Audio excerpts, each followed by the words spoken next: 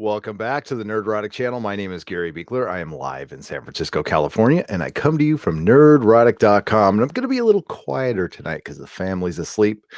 And it's late because I just got finished watching Castle Rock, Season 1, Episode 6, Filter. And we do find out what the name of the episode means to this episode. And it just brings up more questions. This one was weird, folks. This one was weird, but I'm entertained, and that's the most important part. I've grown to really like this show. So it's a slow burn for sure. We've talked about that in previous recaps, but I'm liking it. It's properly creepy and weird, and it's putting all the elements I like into stuff.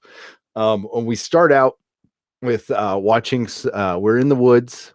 It opens up in the woods, and we hear the weird noise that we heard when Henry Deaver was found by Sheriff Pangborn. And the first thing I thought of, I don't know if I'm sure many of you here have spent a lot of time on YouTube. Have you ever searched those weird noises videos where it's basically somebody like in the middle of the woods or in some Russian town, and they have their camera phone up, and you hear like these weird trumpet bizarre noises. They could be all fake. I have no idea, but they're trippy. So it made me think of that. And if you haven't done that, just go on YouTube and search weird noises. It's very Art Bell, coast to coast kind of stuff.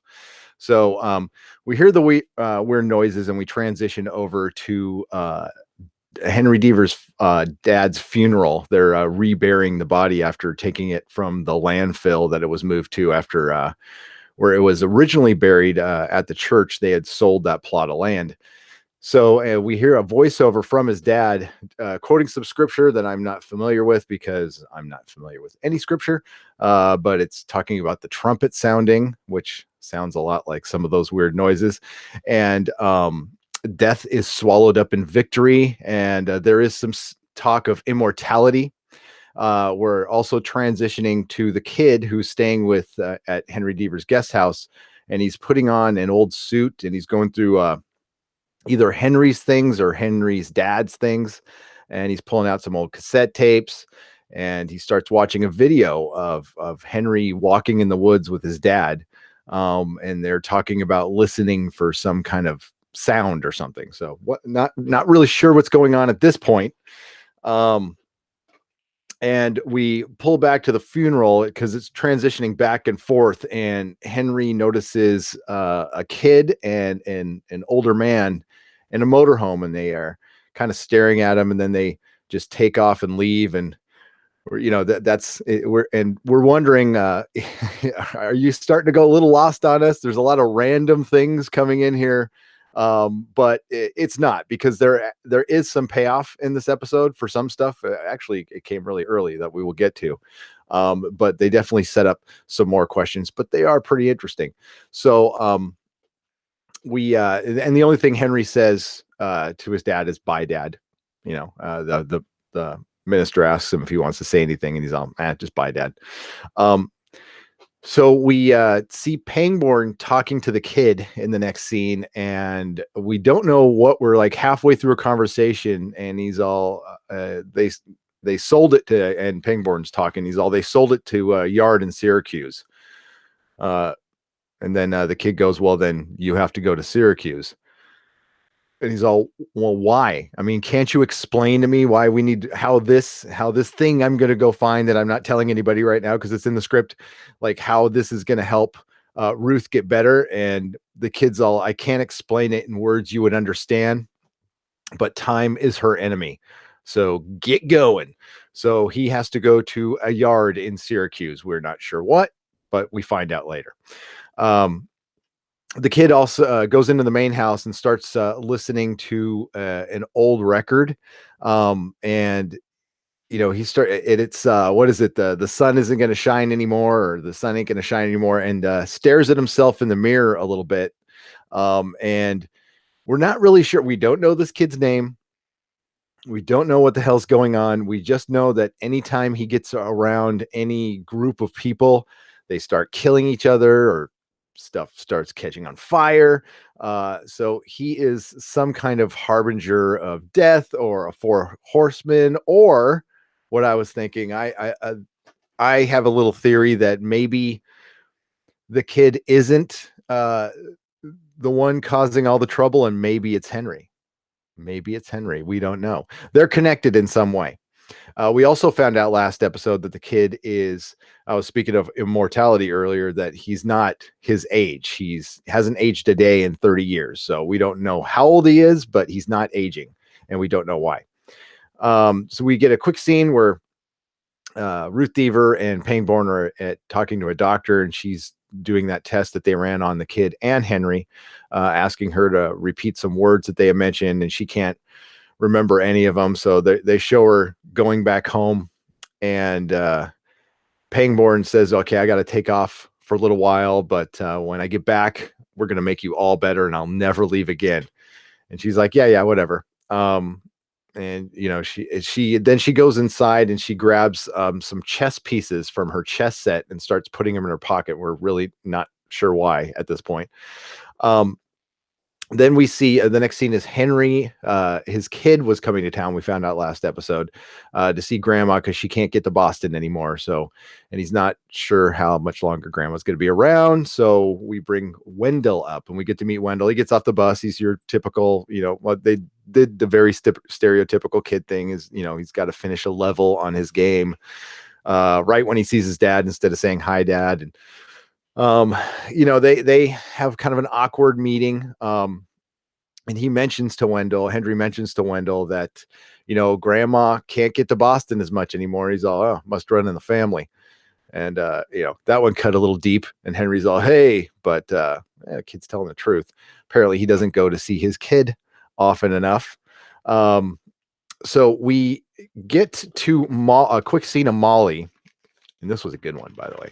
So Molly's on the phone talking to a potential buyer or renter for a house, because she is a real estate agent. And he talked about the guy on the phone's like, yeah, I Googled Prospect Lane in Castle Rock, and there's been a lot of trouble there. Is it safe to, take kids there? And she's all, sure, it's perfectly safe. And then we hear some tapping on the window, and she turns around, and there's Henry Deaver's dad with his head all taped up, standing outside the window on the second level, and she doesn't completely freak out. So this must happen to Molly quite a bit, because she just stares. She looks scared, but I mean, the rest of us would be all, So that was properly creepy. That was pretty good. So we get back to Grandma's house, to Ruth Deaver's house, and the kid, Grandma and Wendell and Henry are talking, and they see the kid outside, and it kind of trips Wendell out, and he's all, who's that? And they're like, oh, that's the guy I came here for, and he's staying with us right now. And it looks like Ruth Deaver recognizes him, and she says, when because he, the kid put on some old clothes, she's all, I could have sworn he was buried in that suit. Henry's dad was buried in that suit. So it looks like she recognizes him in some way, and there's a lot of scenes of them staring at each other. There's a lot of staring in this show. So it turns out, and then Henry follows the kid back into the guest house, and the kid is watching those videos again. And Henry kind of stands there mesmerized by the video, and he's watching it, and we see more of it. And it's the dad holding the camera with young Henry going, can you hear it? You got to listen. You got to listen for the sound. And they're just talking about listening for some kind of sound. And then Henry kind of snaps out of it, goes, listen, I got some good news. I made some calls. And he takes the kid to Juniper Hill Psychiatric Home. And when they pull up, and it looks like he's just going to get dumped off at the psychiatric home, and he tells the kid, hey, you'll be perfectly safe here. It's fine. And of course there's creepy crows flying around, and one commits suicide right in front of him. And the orderly there just goes, huh, that's the second one this week. Weird. Huh. Nothing weird's going on at all. And then Henry takes off. I want to take a minute here to say to anybody who's new and watching us live, I recapped the episode. as quickly as possible. And then I get to you in the chat. Please do react to anything I'm saying. I'm going to go back and, fortunately, we're at a great, the channel has grown so much and I'm so happy about it. But we're at this nice sweet spot where I can still read all the chat. So it's not necessary to super chat. We will read anything. If you really want to get my attention, make sure to @Nerdrotic channel. And I will carry on, but not ignoring you. We will get to you soon, because it really doesn't matter what I think. It's more about what you guys think. That's what this show is about. So after that, we see a scene between Henry and Wendell, and Wendell's just curious about Henry's real parents. He asks when he was adopted, how old, and Henry said he was 5. And he asked, then Wendell's all like, "Oh, well, what were your real parents like?" And all Wendell or all Henry says is, Grandma and Grandpa are my real parents, which is the answer. I'm adopted as well, and that's the answer I tell my kids. So we get back to what did oh, yes. Okay. Sorry. I lost myself in my notes there. Apologies. Henry asks Ruth what he and his dad did in the woods. And Ruth kind of blows it off a little bit. She says, "Oh, you just went camping and fishing and duck hunting when it was in season. But I had to show him everything." And he's all, "Did Dad ever mention anything about a sound?" And she's like, what are you talking about? Why would you'll have to ask your father? And which is a really weird answer. And Henry just kind of walks out. He was also checking on her, make sure she took her pills and everything. And then there's the next scene. He's with Henry meets with Molly, and he asks her the same question. He's like, "Do you ever remember, since you were stalking me and everything, do you ever," I put that in there, "do you ever remember seeing us go out in the woods at weird hours of the night?" She's all, "Yeah, a few times. A few times I noticed, but we were there together when you disappeared. When you were gone that whole time, I was part of you and you were part of me." And it's like she's really starting to sound very insane. Now we know she has some kind of empathy power because we've been shown this, but there's something else going on with Molly, because she straight out she tells Henry that you hated your dad, you couldn't stand him, and Henry has no memory of this. He's actually been showing some kindness to his father, moving the body, saying bye, Dad. It doesn't sound like he totally hates him, so we're not really sure what's going on there. But Molly felt it in him with her empathy power, and she said, "I was out there with you in the woods. I wasn't with you, but we were one." So at this point, she's sounding very stalkery, and then she confesses to killing his dad, and she says it was both you and me killing him, which sounds really insane. And that's what Henry says. He's all, "You're fucking crazy. Get away from me." And she even said, to the point where it was like, "When I looked down at my hand, when I pulled out his tube, I saw your hand." And he's like, No, you're nuts." And she's like, "Maybe I confessed a little too soon there. Maybe I overplayed that one." And Molly so far has not shown very good judgment, but it might be because of her power. She might be a victim of her power, kind of like was it Johnny in the Dead Zone? I get a lot of flashes of that, so maybe she'll be related to him or something like that. Yeah. So Ping, but they show Tarka Jedi. I'll go into the chat real quick. That got me too, Tarka Jedi. And hello, by the way. The confession blows me away. I'm very impressed with the writers going there. I am too. That was a payoff. That's the kind of things you need to do. That's the kind of things Lost did not do. So if you give, if you're going to set up all these new things, that's great. No problem. As long as you pay off some other stuff. And honestly, that's the kind of thing that you thought would wait till maybe the end of the season or maybe carry into season 2. So to pay it off now, I thought was actually, it was good because it was weird and awkward, which is what Molly is. I think that's kind of a cool way of portraying her power. She's self-destructive. She believes in her power. I mean, we know she has it, but you could see it's completely fucked with her life and her mind. It's made her, a drug addict, basically. Yeah, so that was crazy. So Pangboard is in a scrapyard in Syracuse, and I'm sure we all thought of Christine. Okay, I did, you did, we all did. We love Christine. Um, and he's looking for a car, and he doesn't find it at first. He kind of gives up, and he gets in his car, and he turns on the radio, and we get some information here. On the radio, we get a news blurb of there has been a fire in a mental institution in, we're assuming, Castle Rock, and 8 orderlies and 6 patients are presumed dead, and 4 patients who are considered very dangerous to themselves and others have escaped. And then Pangboard doesn't really listen to this, gets back out because he sees a flatbed truck come along with some more cars, and I think he sees the car, and he gets up on the flatbed truck, and he sees that it's Warden Lacey's car that he's there to get. He finds it. He offers the guy, $200, then $500. Guy's like, no, get the hell off my rig. And Pangborn pulls a gun on him and gets the car.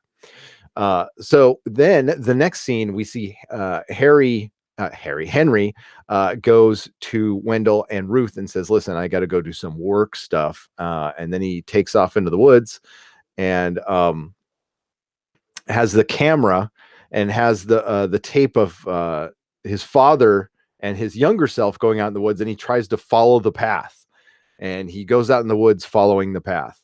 And there's also a little scene between Wendell and Ruth, and she talks about, Wendell notices some of the chess pieces are missing, and she's using them as breadcrumbs for her brain, basically. So she will leave them around the house, and she'll know. So basically, if she sees a chess piece in the fridge, she'll know that it's now. She's getting basically she's getting confused of what time it is. She's like getting lost in time in her head, which really plays into what comes up later. Okay, so it might be something more than just basic dementia. Pangborn, all right. And so Henry's out there in the woods and trying to follow the path of with his father. We also get a scene where Ruth is by herself, and she's trying to take her pills, and she drops her pills. And we see the kid come back into the house, and he kicks off his shoes, and she's just kind of tripping at him because maybe she's getting vibes of her husband. That's what I'm thinking. Maybe he's got mannerisms like him. Looks like he's listening to music he used to listen to. So yeah, pretty crazy. So and when Henry was out in the forest following the path of the camera of course dies. And he gets lost in the woods again, but as an adult, and he has a cell phone this time, so that's very helpful. And as he's walking through the woods, he sees a fire, and he sees a kid at the fire cooking a couple hot dogs, and it's the kid who was at the motorhome at the funeral from the beginning of the show. The kid's kind of jumpy, pulls a red hot poker at him. We find out his name is Willie, and he's a little jumpy, and then we see he's somebody else comes in, and it's Odin Branch. And Odin Branch is the older gentleman who's with Willie, and Willie is like his protege, I guess. Odin Branch is deaf, and he starts speaking of the noise that Henry hears in his ears, and the noise that his father was into. And Odin tells Henry that, oh, I knew your father, and like this was his church. And basically what they were looking for, what Henry's dad was taking him out there, was to hear what Henry's dad thought was the voice of God. So it's that noise we heard earlier, but the noise we're hearing is kind of a misinterpreted version of the noise because of all the distracting noise of the world. And I can't repeat any of the scientific words they said, but Odin talked about that he spent a lot of time with Henry's dad, and they shared philosophy, physics, but they mostly shared a passion to hear this noise that they were obsessed with. And Odin is so obsessed with it that he lives out in the woods with Willie. And he said something about correcting Willie. We don't know what that really means. But he starts really going into and he's got a couple of degrees in acoustics. So it was bioacoustics was one of them. and bio and psychoacoustics. That's right. And he calls it the schisma. And so he takes more of a scientific approach than Henry's dad did. Henry's dad called it the voice of God. He calls it the schisma. And what I got out of it is he started talking about past and present converging on one, and it's basically like maybe space-time correcting itself in that one area, and it makes a noise. I don't know. There was a lot of really scientific acoustic terms there that I have no idea, and I didn't have time to look them up, but that's what I got out of it. It's basically space-time, everything happening at once or just correcting itself, and it maybe makes a noise, which sounds good. Sounds good. And it's geographical, so in some areas of the woods it's louder than others. To some people can't hear it at all. Some people mildly hear it and it annoys the crap out of them, and some people it's really strong, like with Henry. And he even asked Henry, hey, do you get a ringing in your ears? um and Odin talks about correcting himself. He also tells Henry when he's about to bail, he's like, dude, I'm out of here. You guys are crazy. He's all, no, your dad was really into this and he conceived a machine for this. And he's like, my dad was a priest, he was a minister. He wasn't a scientist. And he's all, well, unfortunately, he never got to build it, but I did. And they're like, oh, and it's the motorhome. It's the motorhome. So they take Henry, Willie and Odin take Henry to the motorhome, and basically it's got a soundproof room in it, like a vault with soundproofing, foam. And he talks about it might be the quietest place on Earth. Well, Odin signs all this, and Willie's interpreting, and it'll drown everything out, and you'll get the purest form of the schisma, through your head if you go in that room. And Henry's like, nah, I'm not going in that room. Hell no. He's all, that's your choice, but you're in pain. He could tell. It's like, do you even know who you are? Does your kid know who you are? Why did you, are you, you're wondering why you came here. What was the reason really coming back home? He has no memory of doing anything. And he was out in the woods, following using a camera as a guide. So while Odin is kind of showing him inside this vault, he's all, oh, look at this pretty foam. He locks him in, and Henry, the noise just starts blaring in his head, and then we start getting all these trippy images. We see the face of his father. We see we see him playing with his car in that room he was locked up again in. It looks like it was somebody else who grabbed him. I didn't catch who. There was a lot of trippy imagery, and he screams, and that's it. Now, before that, they also talked about, there was something interesting that I passed up, was they related this noise to what, or at least Henry's dad related the noise to what Noah heard from God, before he built the ark. And that's what led them to build the device. So Henry gets in that room. He's locked in. He freaks out. And that's the last we see of Henry for this episode. We shoot back to Pangborn, and he sees the kid out in front of the house. Now, Pangborn has no idea that at the time he was gone, Henry had taken the kid to a mental institution. The kid had, well, we don't know if he did it, but a fire had happened at that mental institution, and he escaped, and he went back home. And that's when, Ruth saw him. And the kid's sitting in front, and he seems way more himself. Well, not himself, just here. And Pangborn says, okay, I got the Lincoln. What the hell? How the hell is that supposed to make Ruth better? And he's all, you're going to build a monument. He's all, what? A monument to Warden Lacey and everybody who locked me in that fucking cage.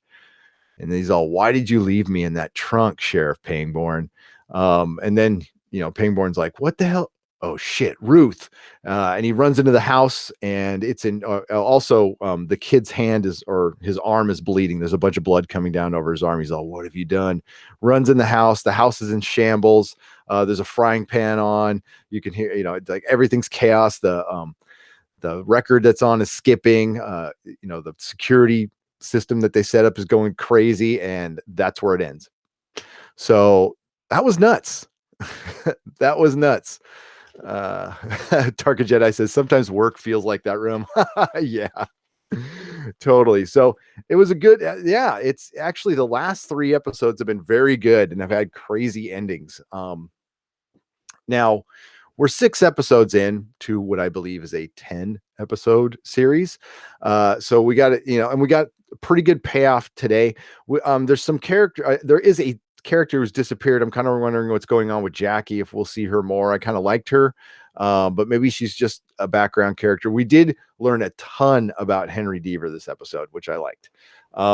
And we're finding out that where the show started out, where it might be like somewhat grounded supernatural, now it looks like it's going into the scientific, or we're blending both.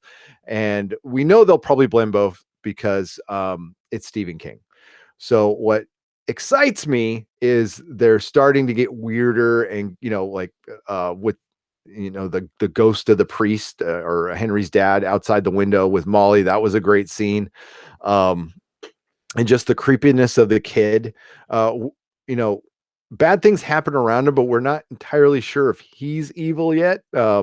They keep saying that Skarsgård plays Pennywise, and this character is going to be very different. So I have a feeling he's going to turn out to not be the bad one. I don't know. I could be wrong, but we'll see. Or he's going to turn out to be somebody else. Or is Henry's dad like swirling around in the kid's head somewhere? I don't know. I don't know. What do you guys think? Oh yeah, and then Odin. That's a great point, Mary Ashmead. Odin corrected himself by making himself deaf so he can hear the sound better. And what did he say? I made myself perfect. I'm trying to make myself perfect. Uh, is there really some Stephen King live action universe being developed? Says Silhouetted Animator. They are trying. I don't know. I won't go as far as to call this show like great, but it's good. It's entertaining. It's definitely getting some interest. They did announce a season 2, folks, so we're getting a season 2, and I'm glad. I'm very happy. I would call it like a solid 7.5 out of 10 right now, which is really better than most shows. The cinematic quality is great. The sound is great. The music is great. It's got a great cast. It all depends on the payoff with this show, because it's got good setup so far. So we'll see with the payoff. If this, pays off good, then a lot of people will be happy. But there is a lot of folks out there. It's not just us. There's a lot of people out there who are wary when they see J.J. Abrams involved in a television show. Okay. They're like, is he going to, at least he's not directly involved. All right. Because his MO is not finishing strong. And, but again, he's just an executive producer. The writers of the show, it's solid. It's really solid. So I'm going to get to the chat here a little bit. Hope everybody's having a good evening, or if you're in Australia, like Tarka Jedi, a good day. What's up? Hello from Australia. It reminds me of a Stephen King novel. Slow start and gets creepier and creepier. What is my favorite Stephen King novel / movie? Oh, Tarka Jedi. My favorite Stephen King movie is The Dead Zone. I love The Dead Zone. Cronenberg's best work. Christopher Walken. It's great soundtrack. I know everybody's gonna go, what? The Shining's the best movie. The Shining is a great movie. It's Stanley Kubrick. It's brilliant, but I don't know if it's my favorite. It's a better made film than The Dead Zone, but my favorite is The Dead Zone, if that makes sense. But I still love The Shining. I'll say an honorable mention. People might is Christine. Big fan of Christine. I love the It miniseries. I love the Stan miniseries, even though Randall Flagg looked like a Western, country Western singer, like a early 90s country Western singer. But I did like those. I'd love to see the Stand made into a proper miniseries, HBO, dark, modernize it a little bit. I would love to see it. Okay, so for my favorite Stephen King book is The Stand. Absolutely love The Stand. I've read it many, many, many times. All about the trash can man. Creepiest book is Pet Sematary, Jody. That is by far the creepiest book. That one, I read that one when I was 14. Creeped me out, but of course I was a 14-year-old male back in the 80s, so I could not admit it. I'm like, this book is stupid. Of course, I was going to bed all.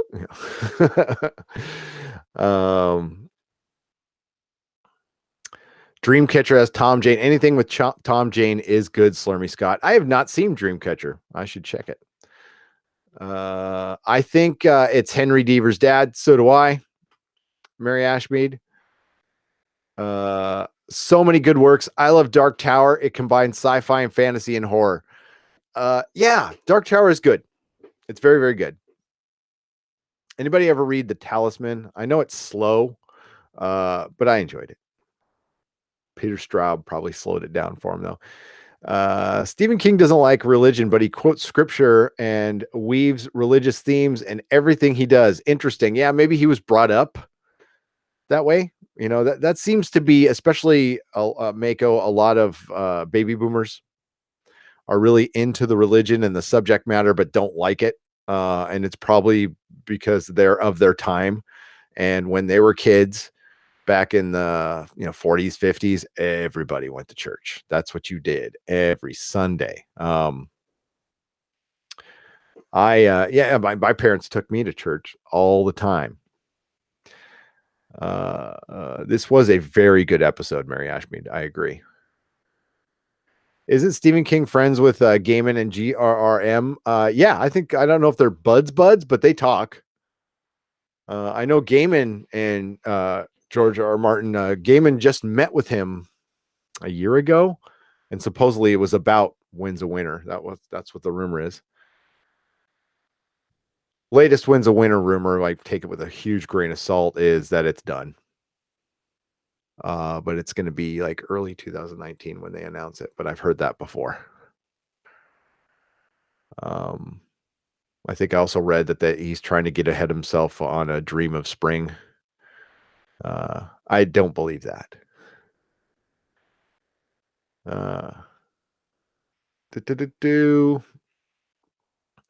Tarka, my fave show is the TV version of it. My favorite Stephen King scene is the part in the Stand By Me, where the kids are arguing about who would win, Superman or Mighty Mouse.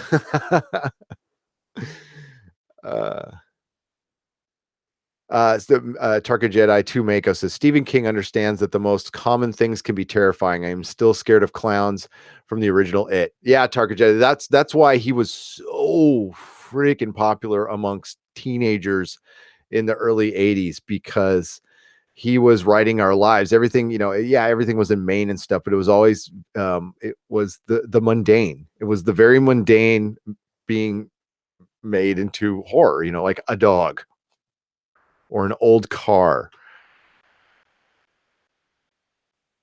I can't believe Molly told Henry she killed his dad. I can't either. I was blown away at that.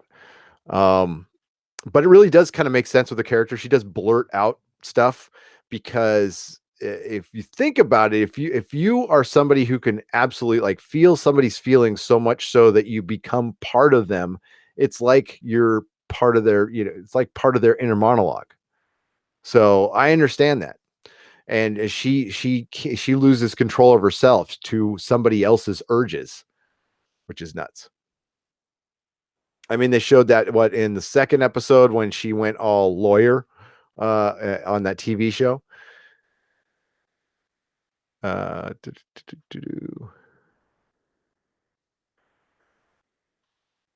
love the inclusion of chess. This channel has, oh, wow. Our sub count, Mako. Yeah, this channel has 4,888 subscribers. Thank you and welcome. And I think I have to thank Doomcock for that. I think Doomcock gave us a shout out today. I didn't listen to all of his live stream. I'm going to do that. Actually, okay, confession time. I listen to live streams while I'm going to sleep. A lot of times it's Doomcock, but sometimes Doomcock I can't go to sleep because I'm laughing. So I usually try to listen to like kind of boring podcasts.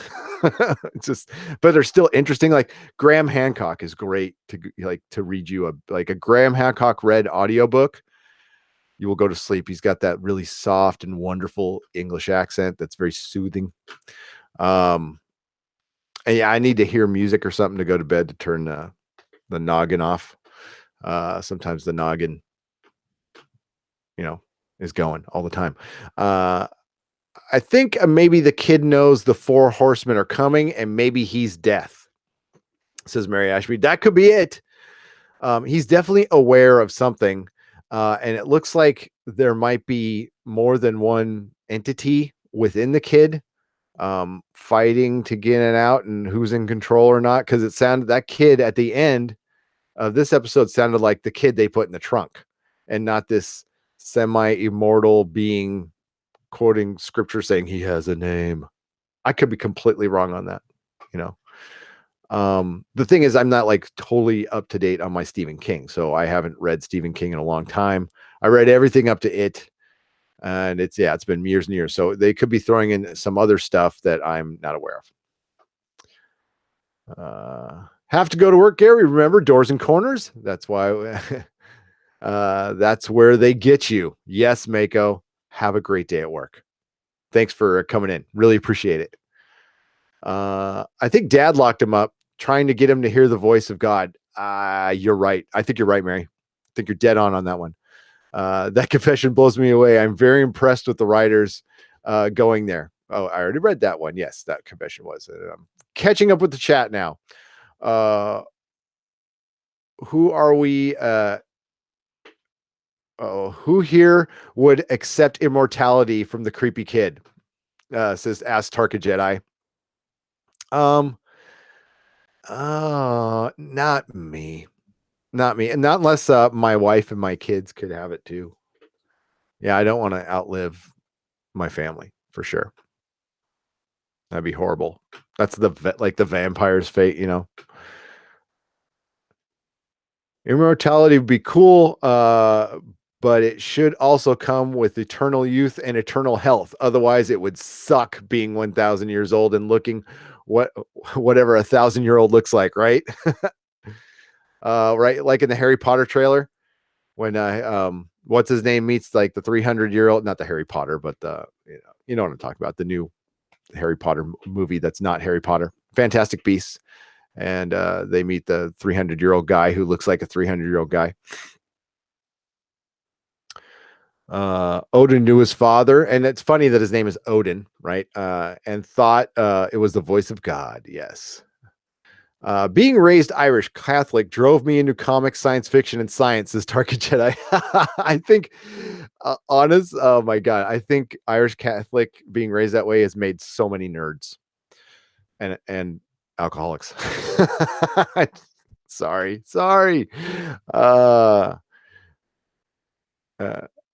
Gary, if we discovered George R. R. Martin actually finished The Winds of Winter and The Dream of Sting, but held off release because of reasons after he's gone, that would be just, yeah.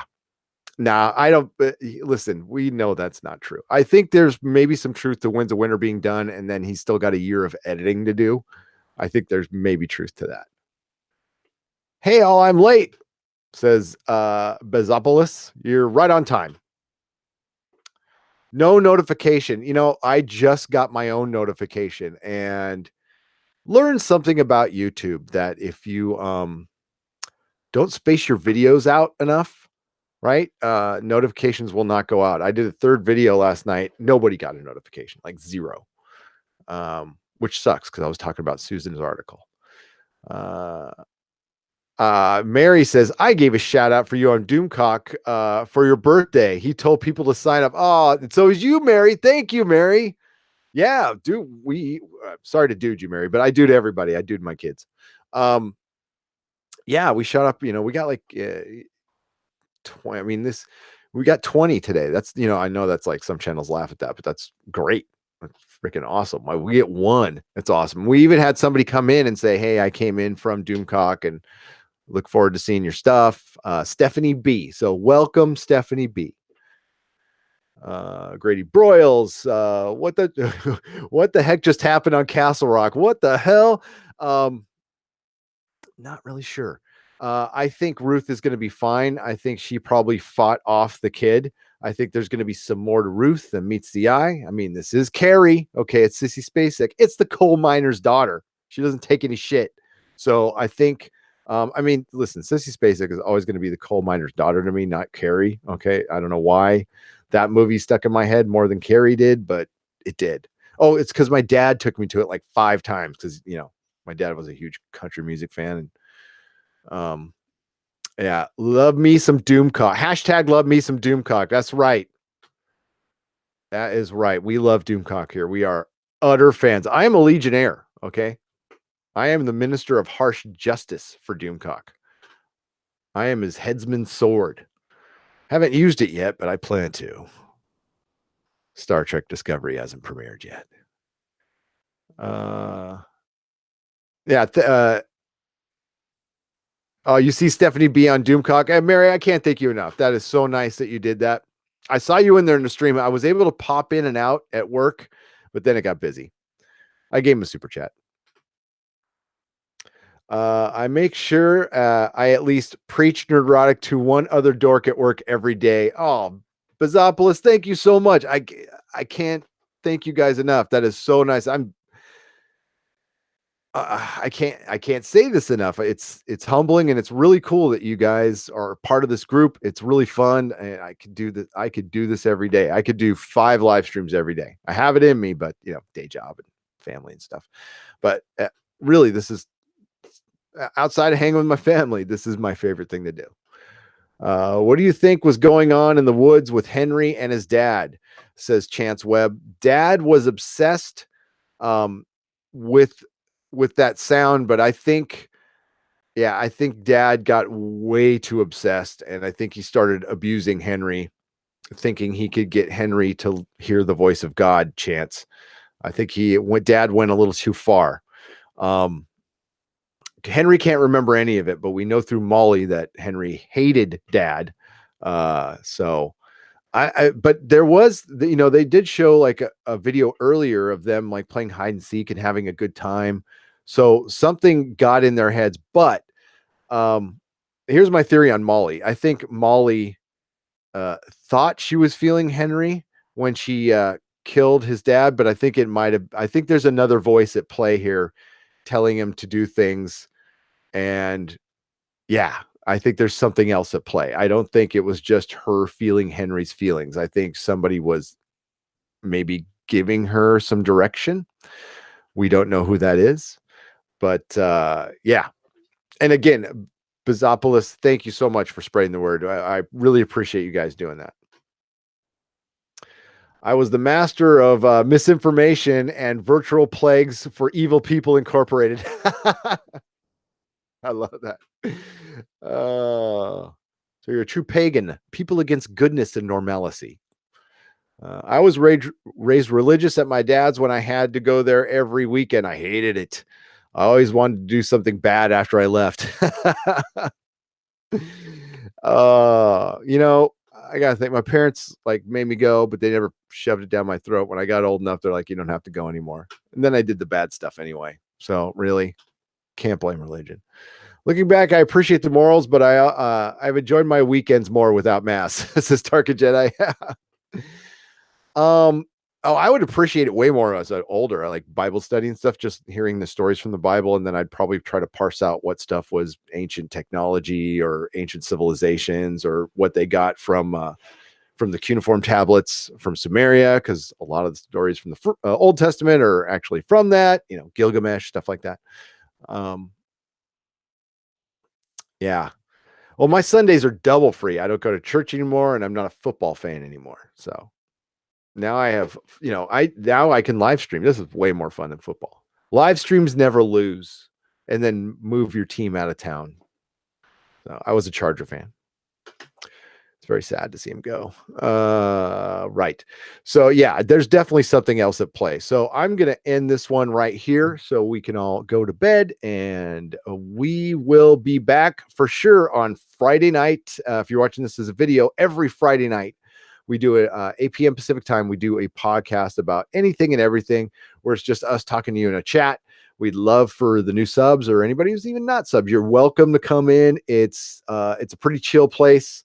I'm sure some of the youngsters who love the blood sports will find us incredibly boring, and that is fine, because we don't really do that here. And yeah, we just geek out, and talk about stuff. The Bezepolis, Tarka Jedi, Jody, Grady Broyles, Chance Webb, going up. There's a few. Slurmy Scott, the wonderful Slurmy Scott. How are you? Just making sure. What I do is, if you're new, we thank everybody in the chat while we still can. There's going to be a day where we hopefully, we can't do this, but we'll find a way. Mako, wonderful Mako. We're going to keep trying though. Philip A. Demick, how are you? And if I missed anybody, I truly apologize. I would like to thank our wonderful patrons. I won't have time to put the video up right now, but it'll be on most other videos. We have a Patreon. It's patreon.com/nerdrotic. We give away stuff. Please go check it out. There's 3 tiers from $1 to $15. Our website is a place that's very important. If anything, go there for our schedule. We schedule all of our live streams week to 2 weeks in advance. There's a lot of shows we're covering. Venture Brothers, Ancient Aliens, Better Call Saul, and of course Castle Rock. I'm sure I'm forgetting one there. We also have a Monday live stream at 10:30 a.m. Pacific time, where it's just me talking to you. And then there's the occasional Star Trek video, which Star Trek has just been nonstop with material, to be honest with you. Tonight Spock was cast, and that was a lot of fun. I still got to get through all the videos that everybody else did. So again, thank you everybody in the chat. Oh, Nihilus Shadow, I'm sorry, Nihilus Shadow, I saw you. And Silhouetted Animator, I saw that one too, so sorry I missed you there. Guys and ladies, thank you for joining us, and we will see you next time for Castle Rock. It's getting good. So stick with the show. I can recommend it at this point if you haven't seen it yet, and it did get a season 2, so that's good. So good night, everybody. May the small folks sing songs of your greatness.